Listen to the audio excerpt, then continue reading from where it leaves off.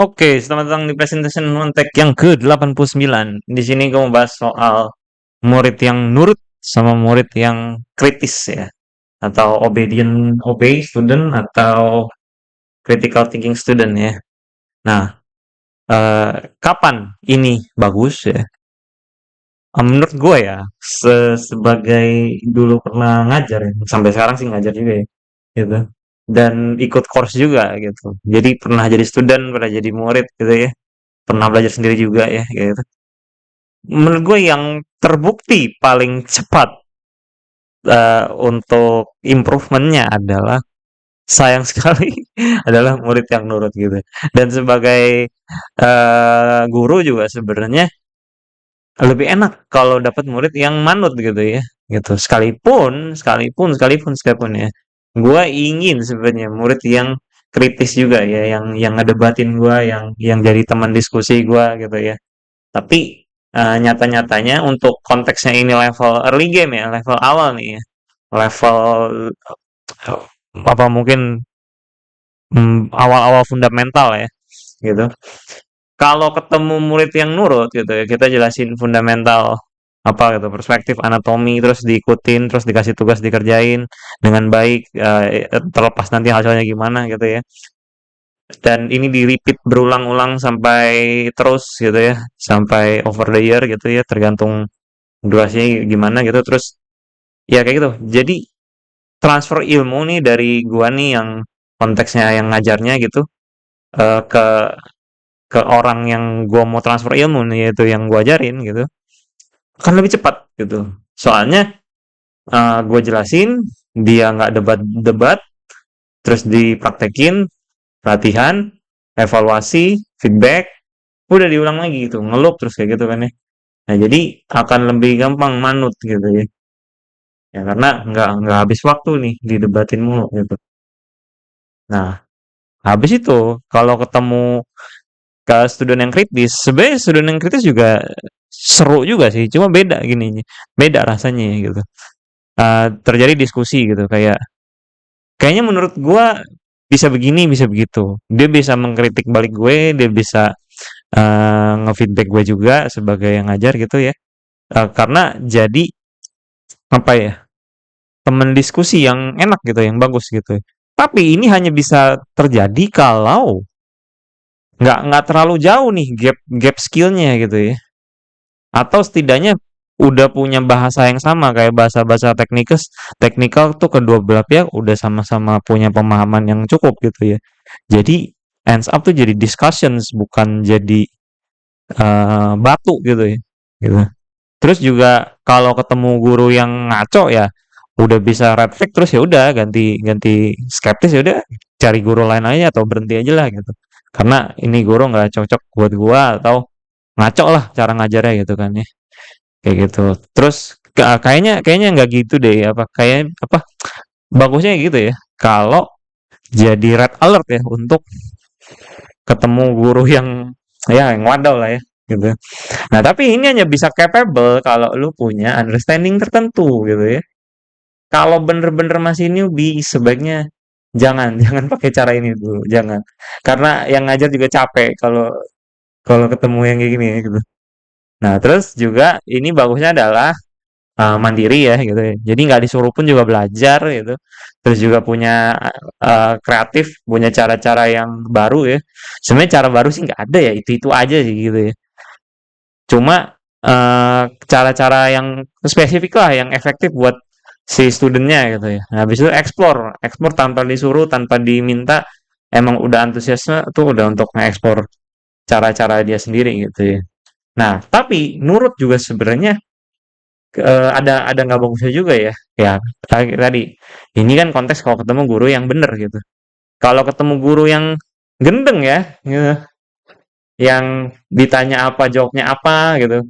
Pokoknya guru-guru yang pokoknya jawabannya ngaco lah gitu. Atau eh ya gitulah. Gue takut sebut nama nih gitu. Ya gitu. Jadi ini akan sesuai banget kalau dapet ya apa ya guru yang ngaco gitu. Habis itu gue ngeliat yang nurut itu kadang jeleknya itu Kalau nggak ada tugas nggak gambar gitu.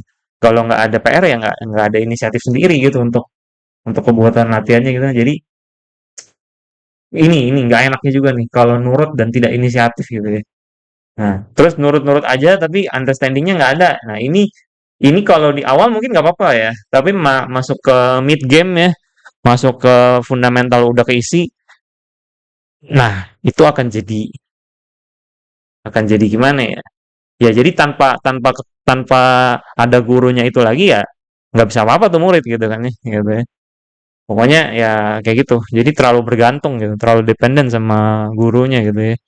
Nah, ini jelek kalau kritikal-kritikal tapi itu nggak nyambung gitu. Misalnya nanya mulu nih muridnya ya. Gue kalau ngajar seneng ya ditanya ya gitu. Karena nanya itu adalah bukti lu tidak tahu ingin menjadi tahu gitu kan ya.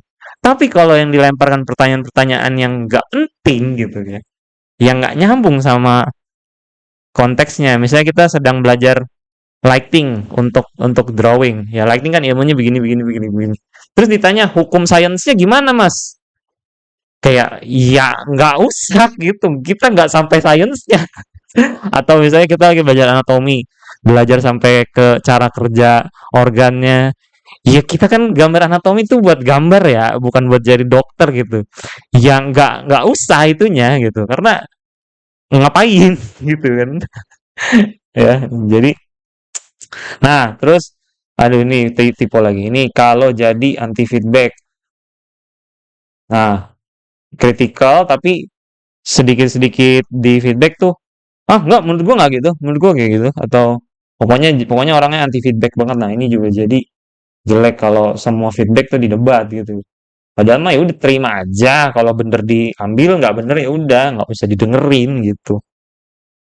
Terus ini kalau levelnya early game ya, ini bakal capek bet karena ini masanya di sini. Tiap mau jelasin apa didebatin mulu gitu. Emang emang bener kayak gitu, emang bener kayak gitu atau mungkin eh, melemparkan pertanyaan-pertanyaan yang nggak nyambung gitu, yang nggak relevan sama topik yang sedang dipelajari gitu. Karena kan gue sebagai guru tuh merasa gue harus mensimplifikasi konsep ya gitu. Kenapa studentnya tuh harus bikin konsep yang sudah disimplify itu jadi ribet gitu kan. Nah, itu yang jadi kocak nih kalau critical thinking memperibet sesuatu yang sebenarnya nggak ribet gitu. Nah, ya ini kalau masih kosong, kosong ini artinya ya masih newbie lah ya, gitu newbie total gitu ya. Habis itu ya fokus ke hal yang nggak relevan, yang kayak tadi tuh belajar anatomi, relevansinya kan untuk menggambar anatomi manusia dengan baik gitu. Tapi bukan sampai ke organ-organnya. Ya kalau mau sampai ke organ-organnya jangan belajar gambar doang, belajar kedokteran juga gitu. Nah, terus nah ini. Jadi menurut gua nih, ini student yang nurut itu akan sangat bagus kalau lu masih early gitu, ketemu guru yang lu rasa capable dan memang beneran capable ya gitu. Nah, habis itu ya pakai approach ini, manut, nurut, kerja keras, juga inisiatif ya gitu. Jadi nggak disuruh. Tapi kalau udah ketemu guru yang capable sih ya harusnya sih lancar-lancar aja sih gitu. Nah jadi tujuannya adalah satu, transfer ilmunya cepet karena nggak habis waktu di debat-debat, di penjelasan-penjelasan yang sebenarnya nggak terlalu penting gitu ya. Tapi ingat ini hanya hanya bisa kalau ketemu yang ngelatih lu tuh capable gitu ya. Nah satu lagi kritis. Kritis ini juga bagus kalau udah sampai understanding tertentu gitu ya. Misalnya mid game gitu ya. Nah, cara berpikir ya itu karena kreatif dan kritis pada segala kemungkinan gitu ya. Karena nanti di early game kan sebenarnya mainnya gini aja ya. Ini fundamental nih. Sebenarnya permainannya tuh di fun, terus fundamental, fun sama fundamental. Nah, habis itu explore semua kan. Explore. Nah, cabang ini nih yang kayaknya nggak bisa nih satu guru untuk menjadi semua jawaban gitu. Karena kan lu mau mau menemukan lu yang mana nih gitu kan ya di ladder level gitu ya. Cabangnya tuh udah banyak banget. Kalau di sini nih cabangnya cabang ya fundamental fundamental apa sih itu aja kok ya gitu. Nah, jadi nggak cukup nih satu individu guru untuk jadi sumber segala jawaban ya gitu. Nah, ditambah nanti di dunia aslinya, dunia kerja gitu, ya kita kan jadi problem solver ya gitu, untuk cari uang ya gitu ya. Nah, yang nggak bisa nih, lu manut ke segala jawaban dari satu individu manusia aja gitu. Nah, kayak gitu. Makanya setelah udah mid game dan seterusnya kayaknya ini tuh lebih penting ya gitu. Tapi kalau di awal nurut aja lah guys ya, nurut aja lah guys. Gitu, supaya transfer ilmunya cepet begitu. Ya, begitu pendapat gue soal kapan harus nurut, kapan harus jadi orang yang kritis ya. Ini konteksnya semua dalam hal gambar ya gitu. Oke, segitu aja untuk video kali ini. Sampai jumpa di video berikutnya. Bye bye.